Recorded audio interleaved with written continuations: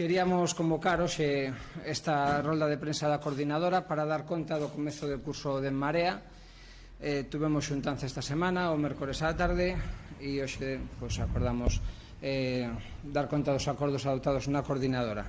O principal deses acordos é a convocatoria do Consello das Mareas para o vindeiro día 7 de setembro, venres, a 7 da tarde, aquí no propio local. Temos 3 puntos esenciais na orden do día. O primeiro deles, como non se lles escapa, é a análise da situación política como consecuencia do inicio deste curso. En especial, ademais, particularmente o análise da situación política no Estado, tras a moción de censura. Cúmplense prácticamente agora 3 meses do cambio de goberno propiciado por En Marea, 5 votos que foron decisivos para que houvese unha maioría suficiente no Congreso dos Diputados, e é o momento tanto de facer balance como de fixar as estrategias para este outono, na continuación das negociacións dos orzamentos xerais do Estado e a continuidade de cal vai ser a nosa liña de actuación no Congreso dos Diputados. Vimos, fai 3 meses, como a sociedade respirou con alivio tras a moción de censura. Había unha sensación de alivio por ese cambio político, había moitas expectativas e había moita ilusión posta nese cambio de goberno. Era necesario desplazar os corruptos do poder e era necesario desplazar das institucións aqueles que estaban causando sufrimento á poboación cos seus recortes e ca condena á precariedade e ca emigración, como pasaba particularmente no noso país. Ben, En Marea foi encargada de facer todo isto cunha serie de expectativas. A expectativa da recuperación de dereitos civís, e falamos aí nese sentido da Lei Mordaza, a recuperación de dereitos sociais perdidos durante a crise inxustamente, falamos de dereitos laborais, falamos da condena á precariedade, a un 25% da poboación que non ten como chegar razonablemente a final de mes. Falábamos das nosas pensións, das pensións dos nosos e das nosas maiores, que no caso de Galicia ten unha especial importancia dentro do conxunto da poboación.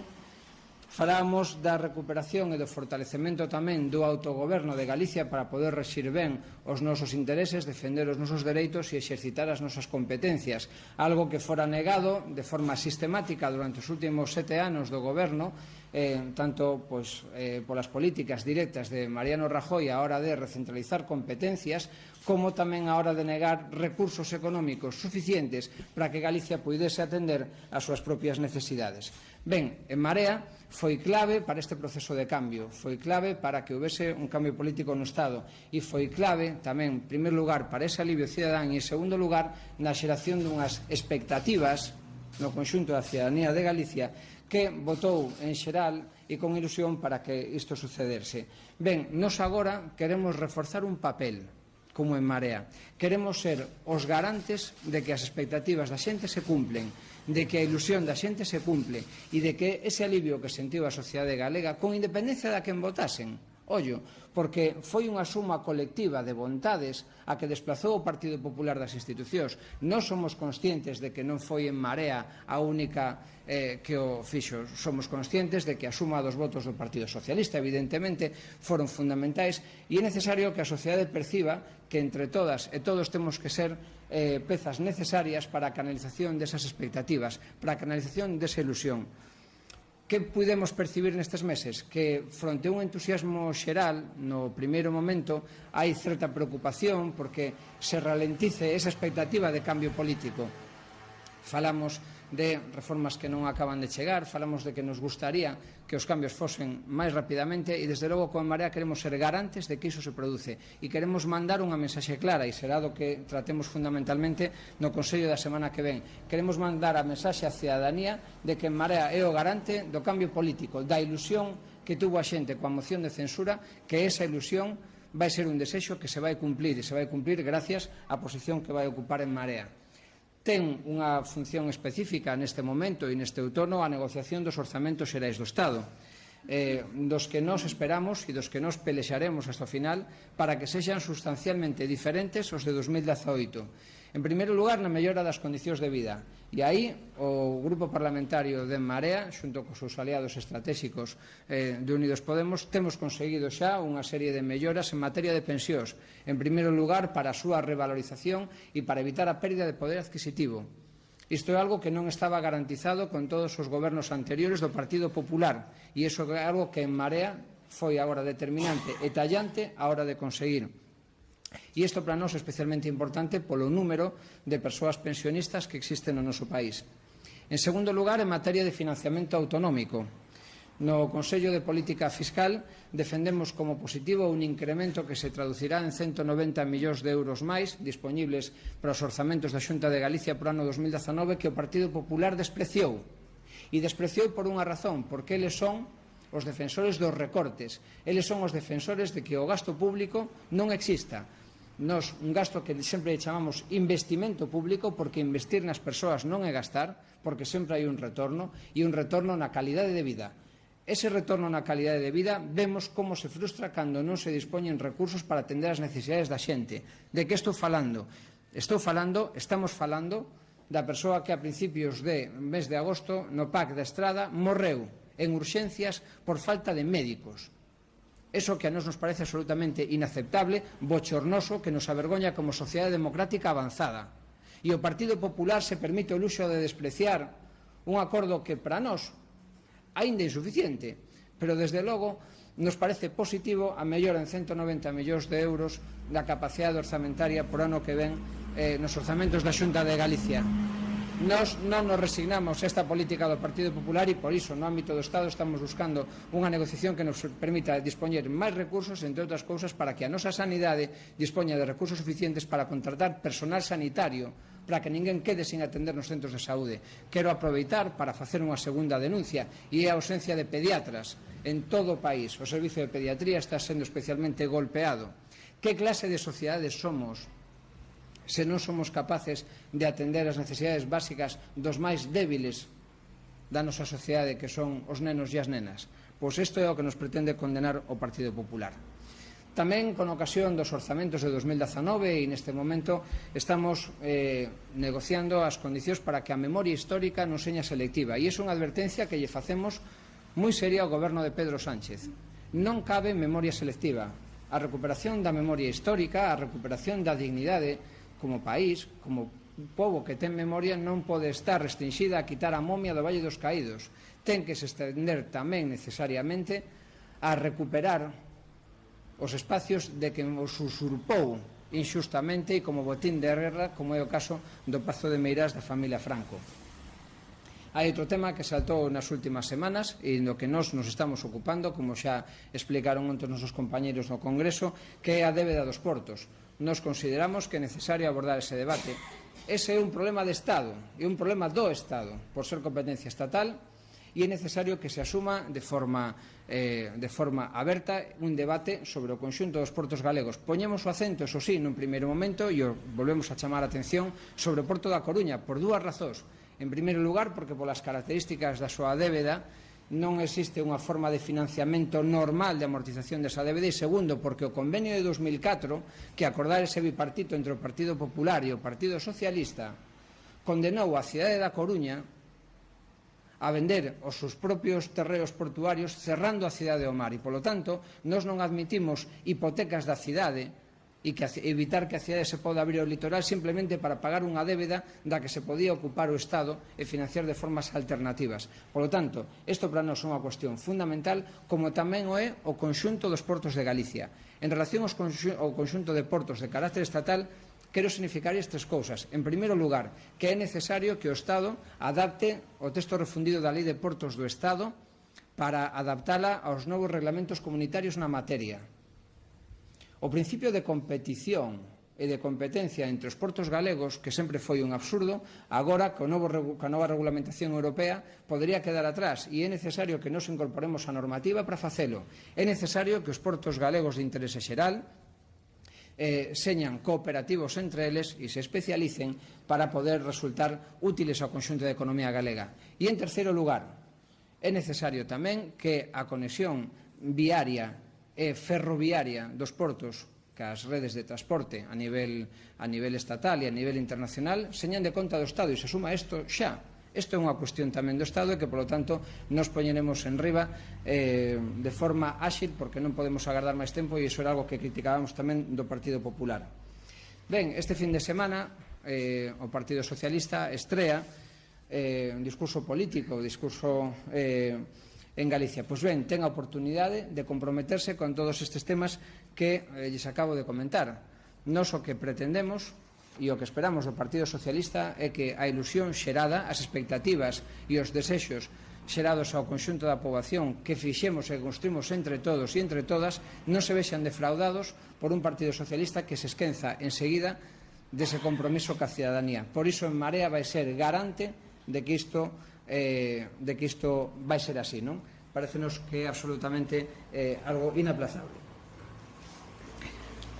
Isto como un dos feitos que van suceder este fin de semana, pero se alguén quero dar a benvida e se alguén queremos dar a benvida como En Marea este fin de semana é a ese flamante presidente do Partido Popular, Pablo Casado, ese racista acomplexado ao que Galicia ten moito que ensinar. Polo tanto, damos a benvida porque queremos que poda aproveitar esta fin de semana moi en positivo. A nos preocúpanos, como galegas e galegos, pobo tradicionalmente emigrante, non por querer, ninguén emigra porque quere. A xente emigra para buscar unha vida mellor, para buscar unha oportunidade na vida que non ten o seu país e que nos sufrimos durante moitos anos por políticas e por despolíticas, incluso de xente como o propio Casado ou como o propio Feijóo. Quero recordarlles neste punto que a mocidade galega menor de 35 anos desde 2014 esta parte leva emigrada nun 22% en Galicia, o doble que a media española. E neso algo terán que ver as políticas do Partido Popular e singularmente as políticas de Núñez Feijóo. Pois ben, somos unha terra de emigrantes e, polo tanto, ese discurso de quen pretende converterse no Donald Trump español nos parece absolutamente repudiable e, polo tanto, gustaríanos que aproveitase a súa estancia en Galicia para aprender. Nos rexeitamos o Brexit, entre outras cousas, polo seu discurso xenófobo e polo seu discurso eurófobo que dé lugar a que moitos compatriotas fosen increpados nas rúas de Londres, nas rúas de Edimburgo, simplemente polo feito de seren cidadáns galegos, de seren cidadáns, noutro caso, españois. E non queremos que a política española de Mao de Pablo Casado se convirta así. Non queremos ningún Donald Trump español, nin queremos unha política española absolutamente xibarizada. Seguramente veña moi ocupado para atender a outras cuestións, pero sí que nos gustaría, e isto é un chamamento que facemos tanto a Casado como a Núñez Feijóo, particularmente para que Núñez lle faga de anfitrión por Galicia e o leve a coñecer calquera dos numerosos museos de emigración. Desde Marea estamos decididos e decididas a mandarlles unha entrada a Pablo Casado, e así o faremos agora cando rematemos esta rolda de prensa, para que poda visitar calquera dos nosos museos de emigración. Pode ser o propio Museo do Pobo Galego, pode ser calquera dos museos da costa ou do interior do noso país. Tamén lle remitiremos un dos moitos libros que dan testemunho da forma de vivir dos galegos e galegas fora do país e a añoranza do país de quen tuveron que marchar por razóns alleas a súa vontade. A Fundación Plácido Castro acaba de publicar unha obra en relación a isto, polo tanto, nos esperamos que a visita de Pablo Casado o enriqueza, e polo tanto o enriqueza no sentido cultural, porque das outras vías seguro que se sabe no Partido Popular como facelo, de tal maneira que poda mudar o seu discurso. Un discurso dun Pablo Casado que desde En Marea, aparte de ser racista, é profundamente acomplexado. Todos os discursos racistas son acomplexados, pero no caso de Pablo Casado é coñecido tamén esa necesidade de imputarse títulos que non ten. Algo que nós non entendemos. Para estar en política, para traballar polos demais, non é necesario ter unha ou outra titulación. É necesario comprender os problemas que ten a cidadanía e ser capaz de propoñer solucións a eses problemas. Eso que nós veñemos a facer a política. Entonces nos preguntámonos por que razón Pablo Casado ten que mentir e ten que inventarse máscaras que non ten. Seguramente para xustificar o que facía na súa vida antes de estar en política. Ben, xa vemos que estudiar non era, non sabemos a día de hoxe que era o que facía. O que vemos é xente que vive realmente da política toda a súa vida, de que non ten empatía, de que non ten traballo cidadán feito previamente, e iso, polo tanto, supoñemos que é o que os afasta do sufrimento dos demais, e por iso tamén ese discurso que nos queremos evitar. En todo caso, lle damos a benvida a Pablo Casado, lle desexamos que teña tempo para disfrutar da nosa cultura e da nosa historia, de mao tamén de Núñez Feijóo, de quen esperemos que non o leve a dar paseos pola ría, evidentemente. Sabemos que Núñez Feijóo tratará de esconder todo isto por unha razón, porque nun pobo de migrantes, como foi tradicionalmente o pobo galego, despois con que cara un lle vai pedir o voto nas eleccións àqueles os que previamente está despreciando. Ben, este será o punto primeiro de análise do Consello das Mareas da semana que ven. O segundo punto será abordar a posta en marcha do proceso de participación para a elaboración do banco de ideas para as eleccións municipais.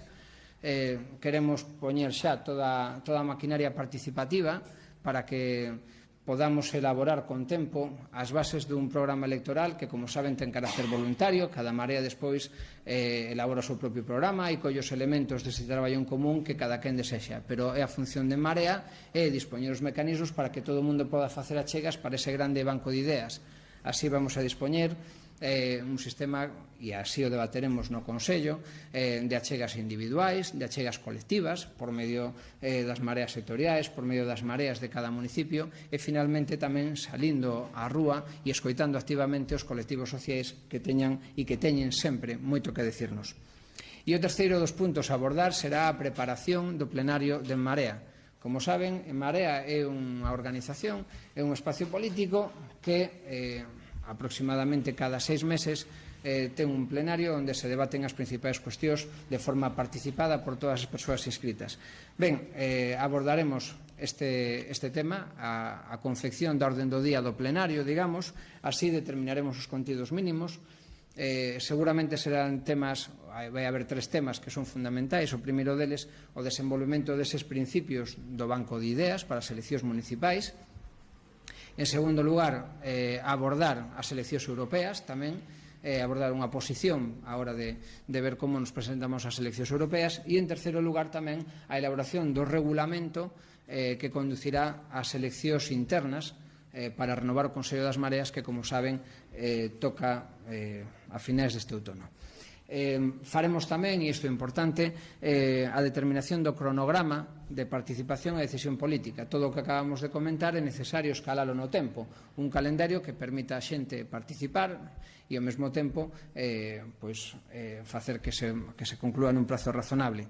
Aí sempre temos 4 fases. A primeira, de elaboración dun proceso previo de persoas inscritas para que aporten as ideas forza, a construción das teses, o plenario e, finalmente, nese propio plenario con ese propio regulamento, a data indicativa das eleccións ao Consello das Mareas. Co cal, isto son os deberes que nos poñemos para a semana que ven como Consello Político, e, polo tanto, damos con eso nos por iniciado un curso político que será fundamental para En Marea e que será fundamental tamén pro debir da representación institucional do noso país, tanto polas eleccións municipais como polas eleccións europeas. Quen sabe aínda se tamén para as eleccións a Cortes Xerais. Agora quedamos a súa disposición para as preguntas que queiran formular. Teme que a proximidade das eleccións municipais con o proceso de renovación, sobre todo a postura dos críticos, impida que os cidadáns vexan a Marea como ese garante do cambio? O noso proceso, o que lanzaremos a semana que ven e que xa estamos avanzando, é un proceso no que pretende conxugar as necesidades de renovar os órganos de dirección, que é o que toca segundo os propios estatutos, con estar áxiles na construción, sobre todo, do programa político. Nos pensamos que a cidadanía o que lle interesa, sobre todo, dos deberes que temos por diante, é que amosemos cal son as nosas alternativas. E esas alternativas construense colectivamente mediante as achegas que fagamos de cara ao conxunto da poboación dese gran programa electoral que nos chamamos, como saben, Banco de Ideas. Nos pensamos que calquera que se achega a este proceso de participación vai ver, sobre todo, xente ilusionada, ocupada e preocupada en buscar alternativas para mellorar o goberno dos concellos e mellorar a vida dos veciños e das veciñas. Aí temos xa moita experiencia acumulada durante estes 4 anos nas aproximadamente 30 localidades onde gobernamos ou cogobernamos, cas nosas cidades a cabeza como bandeira, pero sin despreciar esas outras trintena de localidades onde gobernamos, e despois tamén a formulación de propostas alternativas naqueles lugares onde, con ou sin representación institucional, estuvemos traballando durante estes 4 anos. Nos pensamos que ese proceso vai ilusionar completamente as nosas bases e vai ilusionar o conxunto da cidadanía. que unha vez tras outra nos últimos procesos electorais amosounos unha confianza, entre outras cousas, porque éramos capaces de aglutinar boas ideas e ilusión para leválas a cabo. Pero a última noticia do CIR reflectiva unha caída, as voces críticas están aí, non hai un pequeno risco de que poida afectar dada a proximidade da data do escenario que se manexa para a renovación e do escenario electoral. Precisamente os comezos de curso político e o lanzamento de procesos de participación son procesos de lanzamento de ilusión, e iso é no que estamos. Nos pensamos que o escenario político no que nos movemos é un escenario que nos ofrece moitas oportunidades para consolidalos como espacio político que a cidadanía de Galicia estaba demandando desde había tempo. Nos sometimos a 4 comicios en apenas 3 anos, e neses 4 comicios hubo unha resposta sostida electoral da xente que nos decía: moi ben, por aí sí, non? O camiño da unidade, o camiño da agrupación e da agregación de ideas e de proxectos que poñían a xente por riba de todo o demais, que poñían os intereses da xente normal por riba de calquera conveniencia que non fose isa, por lo tanto, nos seguimos traballando neso. Para nós, claro, é un imperativo que non podemos eludir a realización de eleccións internas e, por lo tanto, farémolo ca maior celeridade posible dentro da legalidade estatutaria, de tal maneira que quede tempo suficiente, evidentemente, entre ese proceso e as eleccións municipais. En ningún caso estamos dispostas a que unha cosa entorpeza a outra. Pero vostede falaba que nese plenario se debe propoñer o proceso de renovación de cara a finais de outono, e xa hai voces internas que dixeron que esa data non lles parece suficiente, que consideran que ten que ser antes do proceso. Nós vamos facer con toda a celeridade posible dentro da legalidade estatutaria. Nós o que non podemos facer é saltarnos a nosa propia lei. Entón, manexaremos os plazos con flexibilidade, debateremos eso a semana que ven, e entón para nós o único límite é o que nos impoñen os estatutos, porque os estatutos foron aprobados, claro, por todas as persoas inscritas, non? Por todas. É máis, os estatutos aprobáronse prácticamente por unanimidade na Asamblea Constituinte de Vigo. Entón, na aplicación destes estatutos sería a finais do outono? Eu creo que hai uns procesos que temos que cumplir, hai uns trámites que hai que cumplir. Miren, hai un primeiro trámite, como dixemos, de participación previa, onde aos inscritos se lles pregunta sobre as liñas bases para construir as teses do plenario. Unhas semanas máis tarde é cando ten lugar o plenario, e unhas semanas máis tarde dese plenario é cando teñen lugar as eleccións. Nós non podemos facer, por exemplo, unhas eleccións sin o plenario, porque o plenario é que aproba o regulamento para as eleccións. Entre o plenario e as eleccións teñen que quedar varias semanas para que se podan presentar as candidaturas, se faga a campaña e se vote.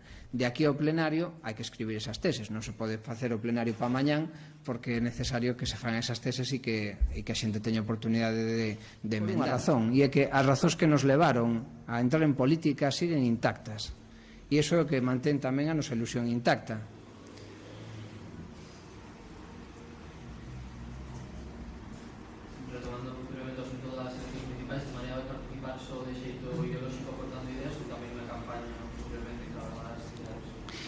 Nos poñémonos ao servicio de todas as mareas, poñéndonos ao servicio tanto os recursos materiais como todas as persoas. Eu estou convencido de que tanto a organización como os diputados e diputadas van a participar e se van a volcar cas eleccións. Non podería ser de outra maneira. Eso de ano por feito. Gustarían de participar nos mítines que da Marea Atlántica, como Estela Verde?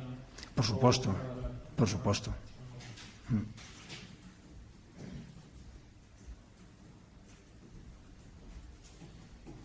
Supoño que prevé que o sector crítico acuda ao Consello das Mareas. Preguntou porque actualmente non están participando e nesta volta están fuxindo os plazos. Estou convencido de que sí por unha razón, e é que do que levamos falando todos nas últimas semanas é da necesidade do diálogo, e o espacio político de Marea ten un espacio para o diálogo, e ese espacio é o Consello, onde están todas as sensibilidades que houvese e que hai, todos somos mareantes, non? Pero en todo caso todas as sensibilidades están presentes e representadas, por lo tanto entendemos que ese é o foro para discutir de calquera cosa. Levámoslo dicindo meses e, por lo tanto, nos en coherencia con eso, cun espacio do que nos dotamos, aberto, horizontal, participativo e transparente. Estamos dispostos a dar aí todos os debates e a resolver todas as inquietudes que calquera persoa ou calquera grupo pudiese trasladar.